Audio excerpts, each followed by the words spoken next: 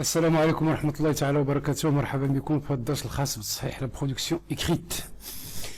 Alors, suite à la correction de l'examen régional de l'année dernière, 2021-2022, on va corriger la production écrite au sujet de bonheur.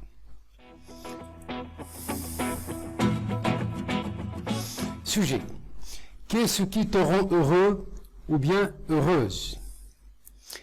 Alors bien sûr, le sujet ici, c'est le bonheur. On va chercher les sources du bonheur. Alors voici quelques synonymes du mot bonheur.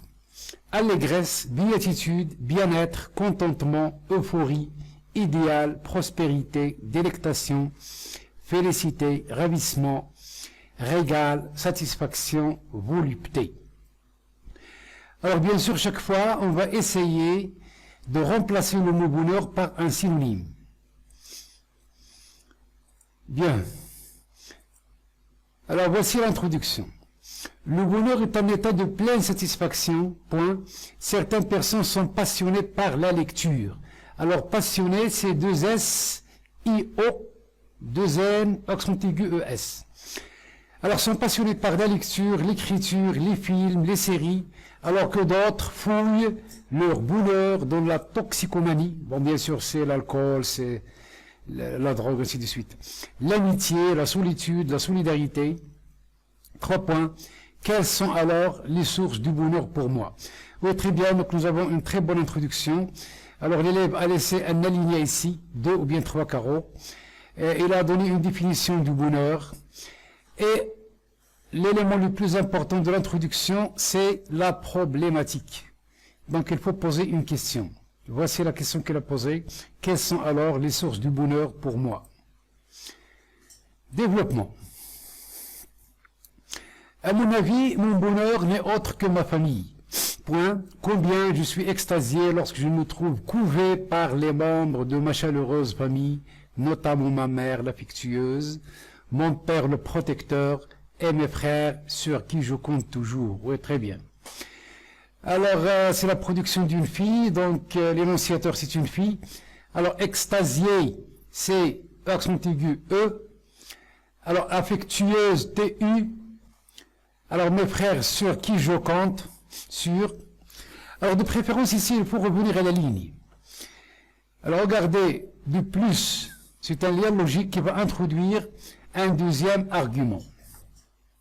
La chose qui me rend heureuse, c'est, alors la chose qui me rend, il n'y a pas de S ici.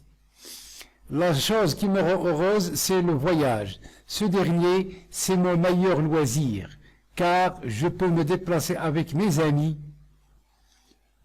aussi découvrir plusieurs cultures avec S dans notre pays. À titre d'exemple, les rituels avec S, de mariage. Enfin, le sport me donne une énergie. Alors, enfin, c'est un lien logique qui introduit un autre argument. De préférence, il faut revenir à la ligne. Enfin, le sport me donne une énergie positive, c'est féminin, pour passer une journée pleine de joie et de félicité. Oui, très bien. Et particulièrement quand je pratique, donc il faut utiliser ici le présent, quand je pratique le sport avec une équipe de basketball ou bien de handball. Car, dans ce cas, je participe avec différents gens. Oui. Oui. Alors, je participe avec différents gens pour nous motiver. On peut l'accepter. Ainsi, pour nous motiver. Alors, pour nous motiver. Voilà, si bien il y a quelques erreurs. Alors, surtout l'accord. Et d'une manière générale, c'est bien. C'est pas, il n'y a pas beaucoup de fautes. Alors, conclusion. Bref, pour être heureuse, c'est très facile. Un seul L. Car il faut aimer. Alors, deux verbes qui se suivent, le deuxième se met à l'infinitif, semer. Alors, il faut aimer la vie avec ses petits détails. Petits. TS. Voilà, c'est pas mal, mais la conclusion est courte. Alors, voici une comparaison entre l'introduction et la conclusion. Alors, normalement, il faut qu'il y ait un certain équilibre entre l'introduction et la conclusion. Alors, ici, nous avons 5 lignes et la conclusion 2 lignes. Donc il y a un déséquilibre. Donc veillez à ce que l'introduction et la conclusion soient équilibrées. Bien, alors je te propose une conclusion. Bref, pour être heureux, il faut aimer la vie avec ses petits détails, bien que certaines contraintes s'y opposent. Cependant, vivre en béatitude, c'est consentir à notre sort conformément au proverbe qui dit « Quand on n'a pas ce qu'on aime, il faut aimer ce qu'on a ». Voilà, on dit de conclusion, une proposition. Je vous propose cette conclusion. Alors, voici l'affinement final. Le bonheur est un état de pleine satisfaction. Certaines personnes sont passionnées par la lecture, l'écriture, les films, les séries, alors que d'autres fouillent leur délectation dans la toxicomanie, l'amitié, la solitude. Quelles sont alors les sources du bonheur pour moi? À mon avis, ma béatitude n'est autre que ma famille. Combien je suis extasié lorsque je me trouve couvé par les membres de ma famille, notamment ma mère l'affectueuse, mon père le protecteur et mes frères sur qui je compte toujours. De plus, ce qui me baigne aussi dans le ravissement, c'est le voyage. Ce dernier constitue mon meilleur loisir, car je peux me déplacer librement au sein du royaume ou à l'étranger avec mes amis ou ma famille à dessein de découvrir d'autres cultures. Enfin, le sport me procure une énergie positive pour passer une journée pleine d'allégresse, particulièrement quand je la pratique, ou bien quand je le pratique avec une équipe de basketball ou de handball. Dans ce cas, je partage avec différents gens leurs félicités et leur motivation. Bref, pour être heureux, il faut aimer la vie avec ses petits détails, bien que certaines contraintes s'y opposent. Cependant, vivre la volupté de la vie, c'est consentir à notre sort, conformément au proverbe qui dit « Quand on n'a pas ce qu'on aime, il faut aimer ce qu'on a ».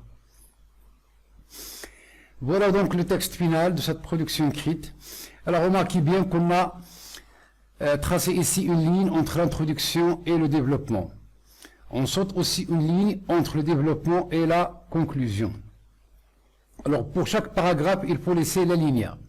Premier paragraphe, il y a alinéa, et dans le développement, il y a 3 petits paragraphes. Alors en ce qui concerne les synonymes de bonheur, regardez bien, on a le mot délectation, béatitude, ravissement, allégresse, félicité, aimer, volupté. Alors pourquoi on a cherché ces synonymes? C'est pour éviter la répétition. Et c'est l'erreur la plus flagrante que commettent les élèves pendant la rédaction d'un sujet. Alors en ce qui concerne l'équivalence, ou bien l'équilibre entre l'introduction et la conclusion, regardez bien, on a 3 lignes dans l'introduction et 3 lignes dans la conclusion. Par ailleurs, il y a 2 types de conclusions. Une conclusion ouverte et une conclusion fermée. Alors, quel est le type de la conclusion qu'on a adopté dans le sujet qu'on vient de traiter? Une autre question, donnez la définition d'une conclusion ouverte et la définition d'une conclusion fermée. Ça sera la vidéo de la séance prochaine. Essayez de répondre dans les commentaires à ces 2 questions. Voilà donc pour aujourd'hui. Je vous remercie et à la prochaine vidéo. Merci.